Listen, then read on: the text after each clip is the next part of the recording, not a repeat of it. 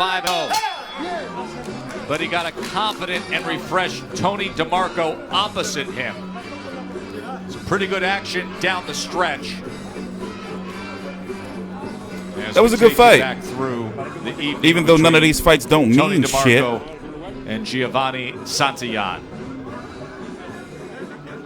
We're going to talk about it. Well, what there is to talk about. I'm giving the fight to DeMarco. You got to watch these body shots. Came out early, coming out blazing, looking for DeMarco, but then you see DeMarco settling down, finding his spots, down to the body, catching with uppercuts. Beautiful shots right there from DeMarco.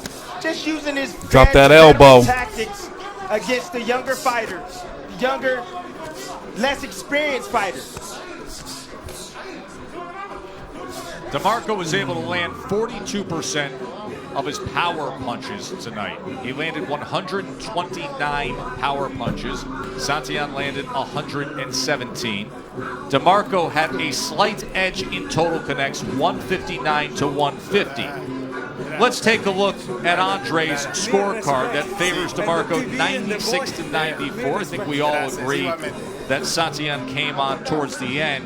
But the most dominant form we saw tonight were the middle rounds for DeMarco, especially rounds 5, 6, and 7. In that 7th round, he landed 27 of 67 punches. In the 6th round, he had the 2 uppercuts that did damage as well. Close fight. The numbers lean. All right. Let's talk.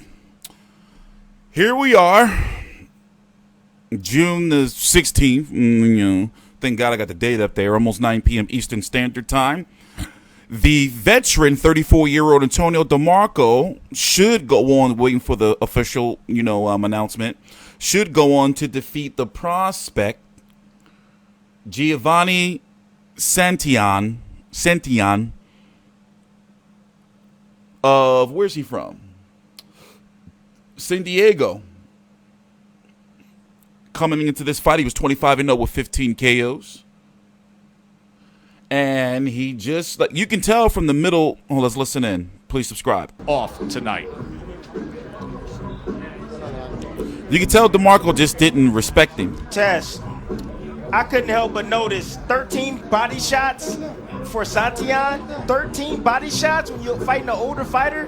Come on, man. He only landed 9% of his body punches. By the way, we're going to have an extended Don't visit laugh at him. with Max Kellerman coming up in a moment. Get Max's take on all the news going on in the fight game. But for now, let's see how the judges saw this. Santillan, 25-0 for the moment, but DeMarco a very Are they going to go to commercial break? Here's what are Mark they doing? Chinook. All right, let's listen in. Ladies and gentlemen, after 10 rounds, we go to the judges' scorecards for the official decision. Judge Dave Moretti has the bout 95-95. Judges Steve Weisfeld and Dave Cheatham have the bout 96-94. Y'all think they're going to rob him? By majority decision, Giovani Santillan. Well, fucking boxing. I don't agree with that. Fucking boxing. Moretti had it 95-95. Fucking boxing. Dre had it swinging one round the other way for DeMarco. And yet here it is, a majority decision for the undefeated fighter as Santillan sneaks away with a slim margin of a majority decision. I had just posted on Twitter, I think it was around the end of round number 9, that I think they're going to rob this man. It was a close fight, but it was a close fight where I feel the winner was clear. Now, you know how the saying goes, you can't say a close fight is a robbery, all that jazz. But in this case, poor old Antonio DeMarco. Now, I think the body work was the difference. And you already saw the punch stats. Now, yes, the early rounds, very early, Santillan was, in control. Middle rounds clearly belonged to, DeMarco. But one thing for sure is, I don't think he won that fight. Meaning Giovani Santillan. Now, did BoxRec do it yet? Did you do it? They did it. 26-0 with 15 KOs. Now he's got Antonio DeMarco, and I'm guessing he's going to move on to a ranking. Because I've been checking, he competes at 147 pounds for 147. And that division right there, you know, is going to be some motherfucking smoke up in there. I wonder if we're going to get an interview from Santillan and DeMarco, you know, on ESPN. Well, Top Rank on ESPN. Bernardo Osuna does the interviews away from the ring, and they're like standing 6 feet apart or whatever. So this card is headlined by Joshua Greer versus Mike Planea. And I'm looking forward to the fight because Planea, if I'm pronouncing his name right, excuse me, he's from the Philippines. And these Philippine guys, man, they've been coming over here the last couple years fucking shit up. Remember, Joel Casimero wasn't supposed to win. Now, what they're going to do now is they're going to have some filler content, you know, during this time in the show. It's 9:01 p.m. Eastern Standard Time, the 16th. And then they're going to do these little, you know, fights right here. They're supposed to have Max Kellerman coming up next. And the reason what I'm doing this is I should do a jump cut. What the hell? On an ESPN? In the world? Anyway, I think we're going to do a jump cut and wait for them to come back. But yeah, that's fucked up they did that man like that. I'm TstreeT Controversy with FightView360.com, and we'll be right back. Well, for me, it's going to be a little while, but for you, it'll be a millisecond. 15 minutes could save you 15% or more on car insurance. Well, we just got the night started with Giovani Santillan barely staying undefeated. He gets a majority decision over a spirited effort from Tony. So we're not going to get a post-fight interview? Punches and landed 42% of his power punches. Those of us broadcasting the fight, we thought it was close, but we favored DeMarco. But let's hear more on that. Dre, I'll start with you. All right, here we go. Yeah, it was not a highway robbery or anything like that. I just think that Antonio DeMarco did enough to get the nod. It's a hard nod, especially at this stage in his career. Santillan fought well, but I just don't think he fought well enough. Wait. Man, DeMarco busted up Santillan. Now, he was the measuring stick, and Santillan came up short tonight. I'm sorry to tell you that, folks. You know, and for Santillan, I don't think he's ready for a world championship. After seeing this performance tonight, there's a lot that he needs to work on. Where was he going to get a championship from? A shot. Here's what happens in between every single fight. You see the professional sanitizing crew. They get in there, and they wipe down. All right, let me turn that down. Where was he going to get a shot from? Fucking not no Terrence Crawford. So, if you don't know the makeup of the 147-pound division as it stands right now, Errol Spence, WBC, and IBF, when he does return, when boxing does return, expect for him to fight Danny Garcia on pay-per-view. We don't know what Manny Pacquiao's doing. There's talks of him versus Terrence Crawford, but I don't believe it. I see Manny Pacquiao fighting Mikey Garcia, likely on the zone in Saudi Arabia, some shit because of tax, more